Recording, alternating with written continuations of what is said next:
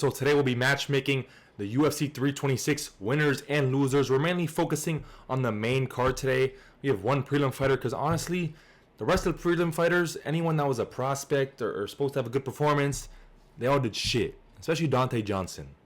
I would have included him, but he did shit. The gayest stance I've ever seen. But other than that, main card, I think we got some good matchups to make. There's a little bit of a discrepancy that I see a lot of people making. I even made it myself before I realized, but we'll get to that in a second. Starting off with the main event winner, Charles Oliveira should take on Arman Tsarukyan in a rematch. A rematch of about 2 years ago from UFC 300. A controversial fight, which I don't think it was controversial. It was close, but not controversial. I don't think it was a robbery in Arman's favor. I thought Arman definitely won that. I think he outstruck him like 70-40, 70-35. And kind of controlled most of the fight. Yes, Charles had 2 or 3 really good submission attempts. I think he had the guillotine, and the Darce. I think it was a Darce. Where it looked like Arman went out for a second, but he just like kind of plopped low, so he released the pressure off his neck. I think this would be perfect because Arman, he still needs another win probably. I know the UFC came to him with some options, and one of them was to get the winner of Ilya versus Justin. That was in September, October they said, but I don't think Ilya will return that quickly. Justin would if he wins, but that's not happening, sorry. So September, October, I don't think that's likely for Ilya. We've seen Ilya take way longer off. It's going to be June. It's going to be a 3 or 4 month turnaround. Maybe he does it because he's been out for so long, but he's been taking, ever since he's got to the top, the rankings really, it's 8 months in between fights at least, 7-8 months. And obviously this past one has been a year because he dealt with the divorce issues that came to be in August of 2025, so 2 months after he beat Charles. So he really didn't have any time to like, okay, let me make a quick turnaround in December. It's like right away after he won, he got into this divorce troubles and stuff like that. And Arman, I think Ilya's going to be out probably till December or January, sadly. So I think Arman's going to need to take another fight. I could see them doing a BSD matchup, but then that kind of leaves some weird openings at the top where I think Charles might have to wait out a little while because I don't think he's going to fight Conor. I don't think they'll do that matchup. I think it's terrible for Conor. Because Charles Oliveira, I think if they do Conor, they want to build him up with a prospect like they try to do with Protes. Like, you don't need to build up Charles anymore. I mean, it would be a big fight, but I think maybe a Max versus Conor would do better than a Charles Conor, because Charles would take him down and submit him easy. Like, very easily. So I don't think they should do. I think they should do Arman versus Charles 2 sometime over the summer. Maybe International Fight Week, like a 5-round co-main or a 5-round featured fight. I want them to do more 5-round featured fights, especially when it's something like this where it's a number one contender fight. But I think this is a perfect matchup to make. It's a highly wanted rematch, and it was a great fight last time around. And I think this would cement Arman. He should be the number one contender already, but cement him more. And I know he's kind of like Dana was even saying, Arman, he's not in favor of Arman or something like that. Said at the post-fight press conference, which is crazy, but gladly he does not do the matchmaking, but he still does have a say. He's Dana White at the end of the day. But Hunter Campbell did present some favorable options to Arman, like we discussed earlier. But I think it's a good fight to make, and they should make it sometime over the summer. Would be amazing. Next up for the main event loser, I think Max Holloway should take on BSD in a 5-round fight. We just saw Max get kind of dominated by a pressure grappler. Obviously, BSD is not on the level of Charles on the striking, the defense, because Charles' defense, it didn't look great, but it was a little bit better. Like, he didn't take as many flush shots as someone like BSD does, where BSD kind of comes forward and he's just getting smacked in the chin. Charles' chin is kind of tucked well. He absorbs the shots well, better than BSD in my opinion. BSD is always getting his head snapped, and it's scary every time. But Max, his power was a little overestimated by a lot of people, and myself included. Going to that fight, I did pick Max. And I think this would be another good test for Max. I think he'd probably win this, but it could be good. Another pressure guy who's going to kind of limit Max's movement. He won't be able to get the low kicks going as much. He will get body kicks in because it will be open stance for the most part. Like, Charles did really good with those low kicks early on, but it was orthodox versus orthodox. It was a bit easier to get those kicks going on Max because Max's left foot is forward. It's harder when your lead legs are lined up, whatever. So I think this would be good for BSD. I think he deserves a shot up. I think he's top 5. No, he's number 5. Max is number 4. Max is coming off a loss. BSD's coming off a few good wins. I think, was that 4 in a row for BSD? Yeah. 4 in a row, yeah. 4 in a row for BSD. All finishes, I think. Yeah, all finishes. I think he deserves a big step up. Max, this is like BSD's test. Can he be in the top 5? Because, yeah, you beat Benio, you beat Rufy, you beat Dan Hooker. Now let's see if you really are up in that upper echelon of lightweight. I think this is perfect for him. And in 5 rounds in over the summer. But I could see them doing BSD Arman. Now this is where the discrepancy comes in the co-main. Not with this fight. This fight does play into it. But I think Cal Bravo should take on Anthony Hernandez, the number 6 and 7. Cal Bravo's number 7. Hernandez just came off a loss. Cal Bravo lost and a win, but he has a good record in the UFC. A good win by him as well. So I think they should fight. I think this is like a perfect little one. Like, Cal Bravo doesn't deserve a big step up, but it might happen. And Fluffy doesn't deserve a big shot down. I don't think. Which might happen as well because of the discrepancy we have coming up in a second. But I think this is a good fight. If this fight happens, RoboCop versus RDR. But I think this would be perfect because RDR is like number 8. RoboCop's 13 on a good win streak. RDR is now 2 down in a row. Not great performances either. And I think it makes sense. Rankings wise would be like 13 versus 8. And then in that middle, I know he would be jumping over Jared Cannonier, who just beat him a year ago. But he's on a 3-fight win streak. 2 first-round finishes. He's reinvented himself. I think they could do this fight here. Maybe they do a Jared Cannonier too. But I don't think so. I don't know what they're doing with Cannonier. Maybe Cannonier gets RDR. But I don't know what Cannonier is doing right now. I don't know how long he's going to be out, what he's doing. So maybe they do Cannonier versus RDR. But I don't think that'll happen. So I would say RDR versus the winner of Christian Leroy Duncan and Roman Dolidze. Roman Dolidze is number 11. Christian Leroy Duncan's on a good streak right now after losing to RoboCop in 2024. He just knocked out Marco Tulio, a good prospect. So he gets a win here at number 11. He gets another jump up to number 8. They're fighting in 2 weeks. So it's like the timelines match up well. And whoever wins this, I think they'll be ready to face RDR. They'll be on a similar timeline. So I think it'll be good either way.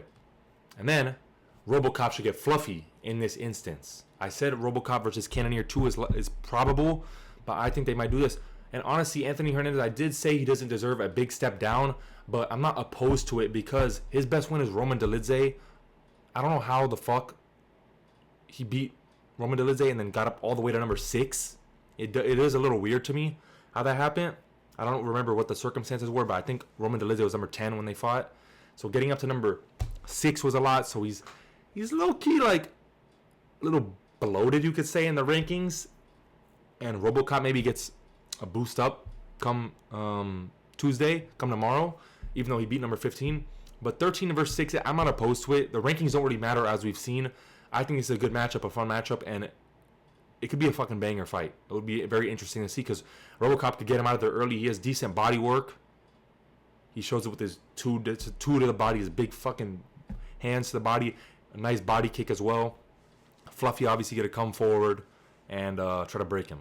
So a very, very interesting fight in my opinion, and a good one. And then Cal Bravo might get a big step up to DDP or Allen, because I think if you look, this is whoever doesn't get a number 1 contender matchup next. Because say Hamzat versus Strickland fight, and then Imavov probably he's got to take another fight. You do Imavov DDP, and then Cal Bravo faces Bernard Allen. Or if Imavov gets a title shot, you do Strickland versus Allen 2, not Strickland DDP 3, and then Cal Bravo gets DDP. I think that's something that could make sense right there, depending on how the division plays out. DDP wants to return in June or July, so I think it's enough time for Cal Bravo to make a decent return. About 4 months, 3-4 months, maybe.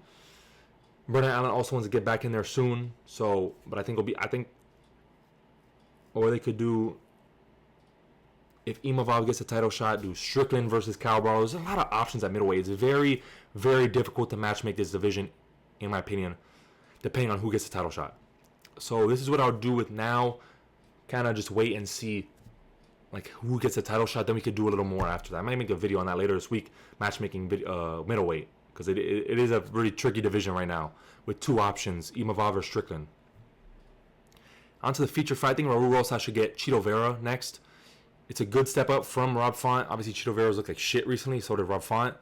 But it's more dangerous than Rob Font. Chito Vera obviously has he's better grappling, more dangerous striking. He doesn't do enough, but I think this is an interesting fight for Raul because in that range you have like Vinicius Oliveira, David Martinez, Peyton Talbot, Mario Bautista. All those guys should be fighting up except for Vinicius, who's going to be moving up a division.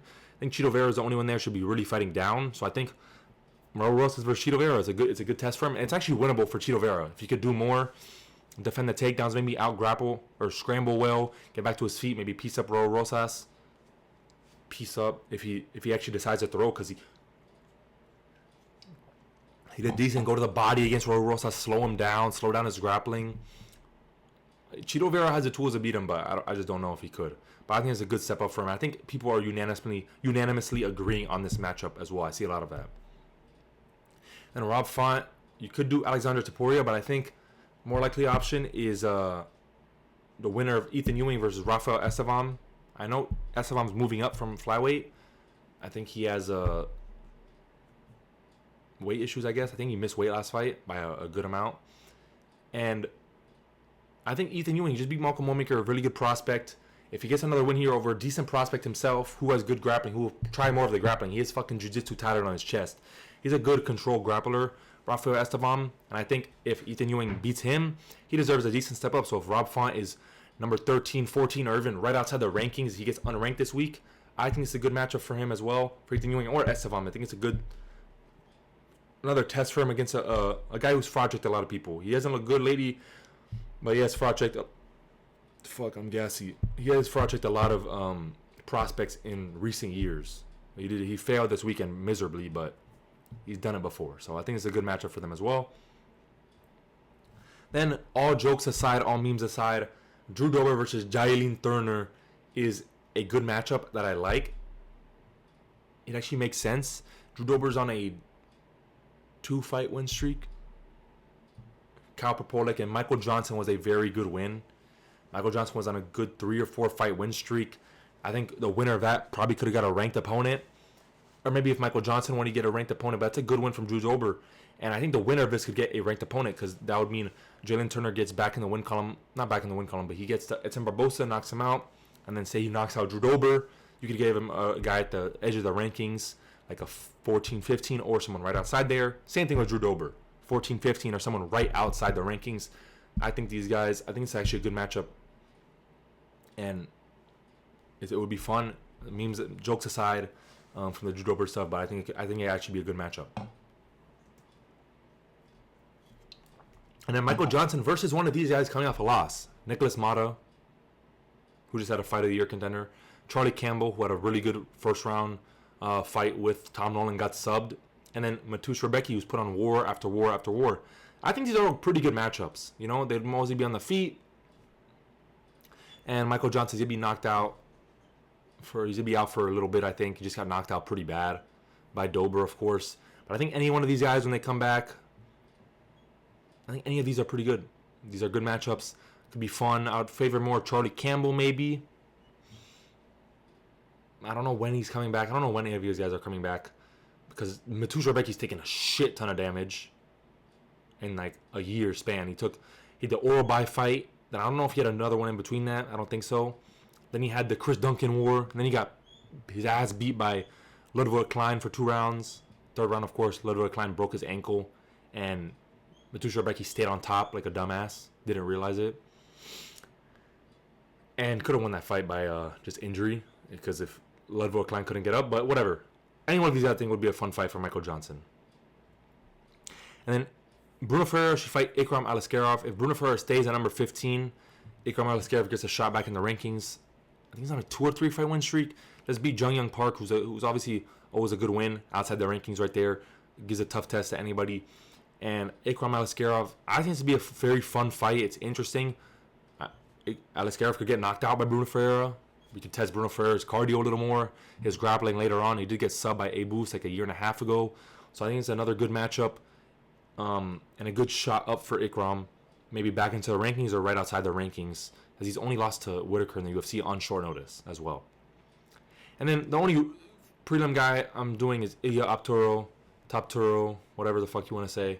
Alberto Montes, very good win from him. Obviously, it was Ricky Tercios, who's shit, but Montes, his boxing looked pretty good. He had a nice jab, nice counters. He was piecing up Ricky Tercios. He had very good timing. I know Tercios' defense is ass. He just comes in your face and like a dumbass. And that thing pissed me off when I saw Ricky Tercios at the beginning of a fight. And like throwing punches and kicking, front kick 2 feet out of range, trying to like intimidate this guy. Like it pissed me off when I saw that. But I think a good fight for him is Jack Jenkins. Maybe on that Perth card, if he wants to do a quick turnaround. I was thinking also Francis Marshall would be pretty good. A pretty good fight for him. That'll be a fun one. But yeah, Alberto Montes, good performance from him. I think Jack Jenkins, if he wants to do a quick turnaround for the Perth card in 2 months, would be good. So those are all my fights after 326. A little bit of a tough go in middleweight, honestly. And let me know your thoughts, what you think with middleweight. What do you think about all these matchups? And I'll see you all tomorrow probably for a new video.